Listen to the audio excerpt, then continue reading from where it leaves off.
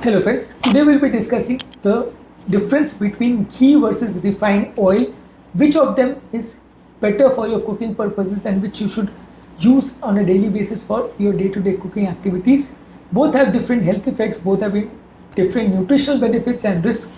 So let's discuss which of them is better for your everyday cooking. Before we go to the topic, I would request the people who are new to my channel to subscribe to my channel, like the videos, comment on the videos, and to share the videos in social media group if possible. Without wasting any time, let's dive into the topic.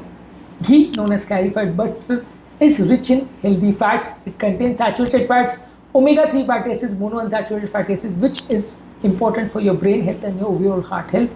There is a controversy about the role of saturated fats in the causation of coronary artery disease, but significant number of studies have not shown such amount of detrimental effect of saturated fats on the causation of coronary artery disease.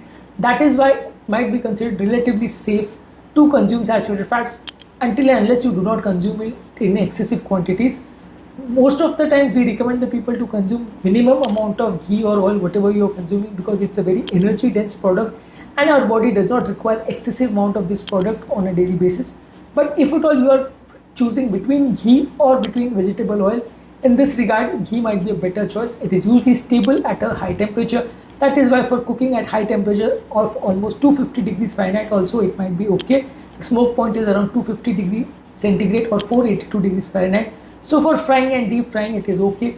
It is good for your digestion and for gut health. It contains butyrate, which supports your gut lining and reduces your overall body inflammation.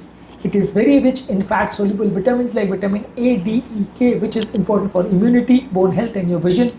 It is lactose-free because the ghee gets clarified, so it removes the milk solid. So lactose intolerance patient can also tolerate it. In moderate amounts, it might reduce your body weight also because it promotes your satiety, and that is why excessive hunger is not seen.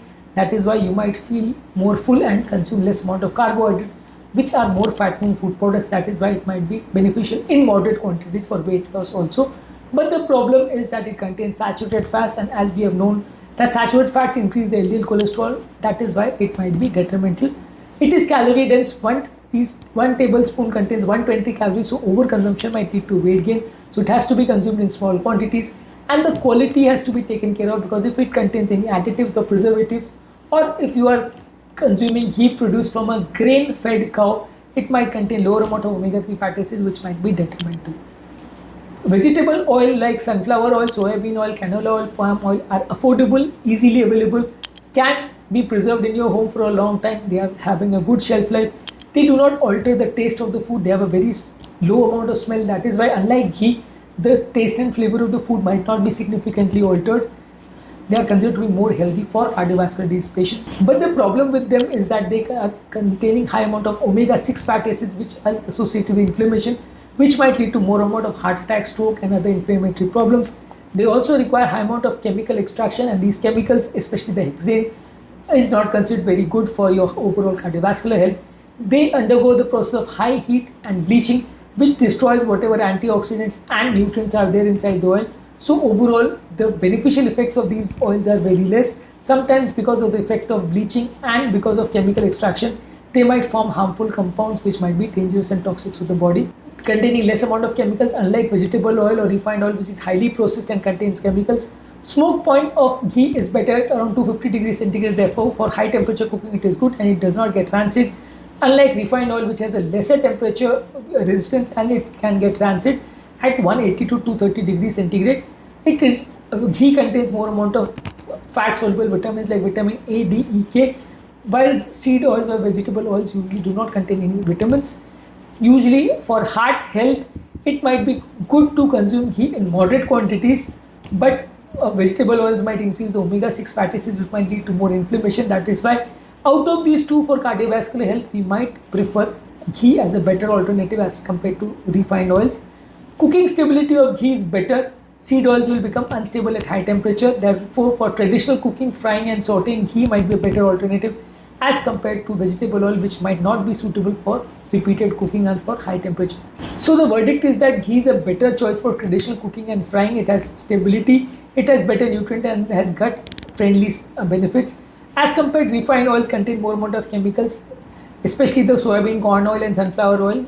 These chemicals are added during the process of processing and these chemicals might have an inflammatory effect inside the body. They contain more amount of omega-6 fatty acid, which is not considered very good for your overall health, and it increases the inflammation inside the body.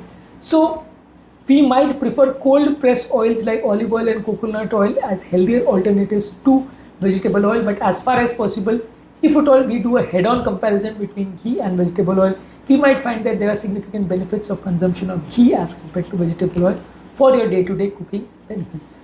In this topic, we have done a comparative analysis of ghee versus vegetable oil for your day-to-day cooking process, and our verdict is to consume ghee in moderate quantities as an alternative to vegetable oil because it might be better in multiple aspects. Although the role of saturated fats in causation of coronary artery disease also needs to be kept in mind, and you have to discuss it with your cardiologist whether that might be suitable or not, and you have to keep checking your cholesterol values so that all your cholesterol values worsen, then you might take appropriate action. Before I end the topic, I would request the people who are new to my channel to subscribe to my channel, like the videos, comment on the videos, and to share the videos in social media group if possible.